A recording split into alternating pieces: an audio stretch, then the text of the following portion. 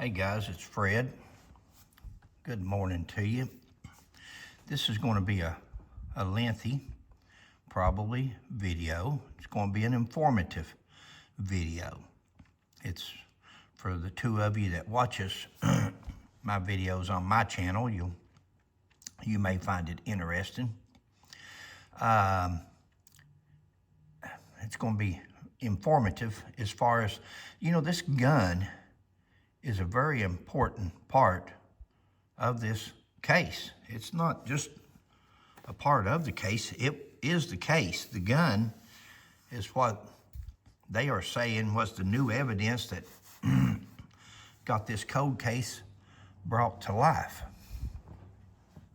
So that gun is very important. Now, along with Sheila and I, we've had some serious help with this because we're also working on other stories at the same time, and that's from Matthew Smith. So we give a plug out to Matt because he is definitely turned into quite the researcher.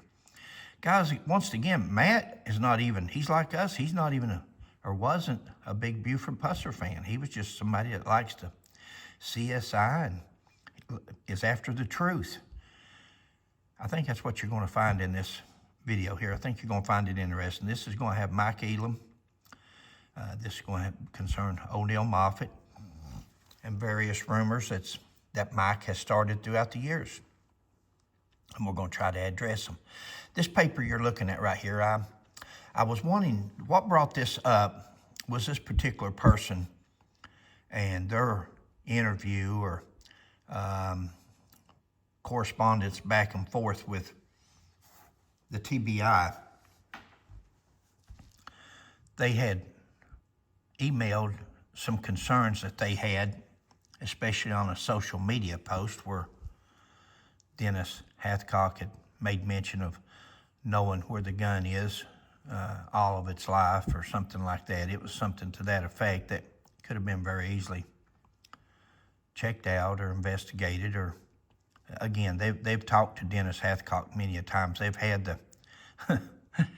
They have had a man in front of them sitting that was actually there that day. He was there as a boy, a young man, but he was there. He knows more than what anybody will probably ever know unless he just decides to come clean. TBI didn't go after him. TBI went after the dead man. But the last correspondence on this last page, after this person had corresponded with, I guess, Michael Parsons here, special agent in charge with the TBI. I think this is the fellow that was put on the spot there at the end of the news conference when they asked Mr. Roush a question about something. And he said, well, here, I'll let you talk to the agent investigating or whatever. He was trying to pass the buck. He wanted to involve this agent in there in some shape or form in case something ever hit the fan where he could say, well, it's not me. I'm just an administrator. Talk to the guy that done the investigation. And I'm thinking that was Agent Parsons that come over there and just put his head halfway up to the microphone and said, see the report. That was his response. See the report. Well, in his report, the last correspondence he had with this person was, do you have any evidentiary information, either directly or indirectly, related to this case that you wish to provide? If so, please contact me directly. If not, thank you for your time. In other words, get the blank off. Leave me alone. You're bothering me. You don't have nothing to tell us bad about Buford Pusser. Everything you got's exculpatory. You're wanting us to look at Dennis Hathcock. You're wanting us to look at somebody else. We've got our suspect pick out. Don't try to lead us in a different direction. Why would we want to follow evidence? We've got a narrative here. This is just me talking, guys, talking out loud. Imagine my opinion. I'm opining, speculating. we're going to go through this slow. It may turn into 2 videos. I don't know. Again, this is just out there for anybody that ever wants to use it, if there happens to be something here that may be helpful to them. Buford Pusser, the other story. This is from Mike Elam. This is from his Facebook page, and this is from September the 6th, 2022. Now remember, they didn't recover that gun from Mike Elam and Ricky Plunk until May 24th of 2023, I believe it was. 2023, could have even been 2024, but I'm thinking 2023. The ambush gun. Now, guys, I'm going to read this, so it may be boring to some of you, but try to, if you can, you may come up with something I miss here. And if you do, please put it in the comments. There might be somebody out there that can use this one day. And Mike Elam says, I can now tell you that one of the reasons for my trip to McNairy County last week was a gun that was possibly used on the alleged August 12, 1967 ambush, in which Buford was allegedly wounded and Pauline lost her life. Allegedly. There was an ambush, guys. But let's go on. Mike wants to throw that imaginary, illusionary truth out there where he tells you. Number 1, I had some notes there. I think I can remember it. I don't think I'll have to go to it. But the individual who has the gun doesn't wish to be identified at this time. Mike Elam says he went to McNairy County to look at a gun that was used in the ambush, and the person that has that gun doesn't wish to be identified at this time. Well, do you know any criminals that do? Do you know any criminals out there that's had something stolen since the 1960s, for the last 58 years, that wants to be identified? Wouldn't you want to remain anonymous if you could be implicated in a crime, or you may have knowledge of a crime or have possession of a weapon that was used in a homicide? I'd want to be not identified neither. Mike Elam says, however, their story, and that's what we're getting here. We're getting a story regarding how they come to have the gun, checks all the boxes. Okay, it checks all the boxes from this loss prevention officer.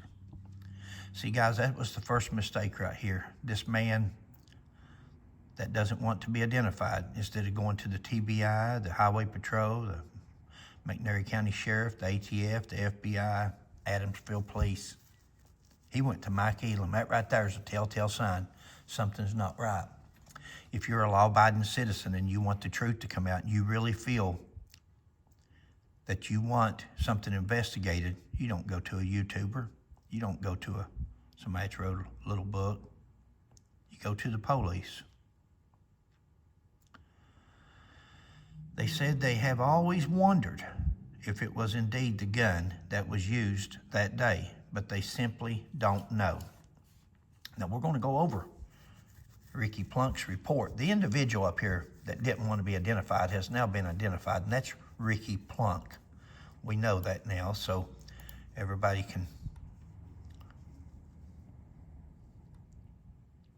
We have contacted the TBI, and we're told that the agency considers the Pusser ambush to be a closed case. Now let's look. They've contacted the TBI. Remember the date up here? September the 6th, 2022. They've contacted the TBI. And when did they contact them? Because, see, the TBI doesn't send for that gun until May the 24th of 2023. September, October, November, December, January, February, March, April, May. Wow. Now, he says on September the 6th, 2022, that they've notified the TBI that they have a possible murder weapon, homicide weapon, and possible stolen weapon. Not possible. Ricky Plunk says that it's stolen. Old Neil Moffett stole that gun. You'll see that later on.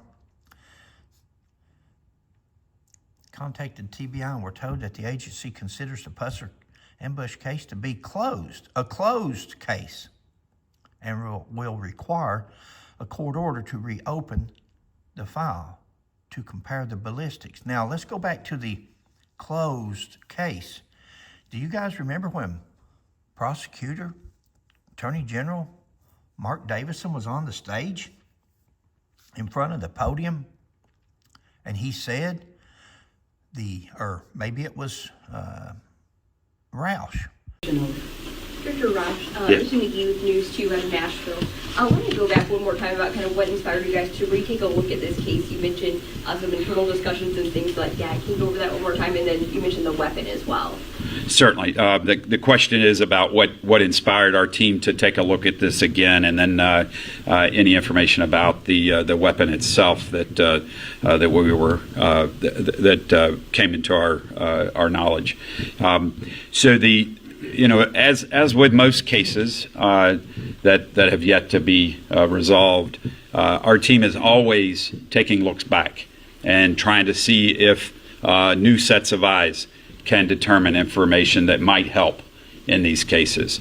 And we've had a push in the past few years on code case, taking a look at all of our cases that have yet to be resolved and trying to determine if there is more investigative effort, could it turn out more information? And this was one of those cases that was picked up and looked at. And as the investigators read through the file, they noticed some possibilities of a different direction and more information that was burning that we needed.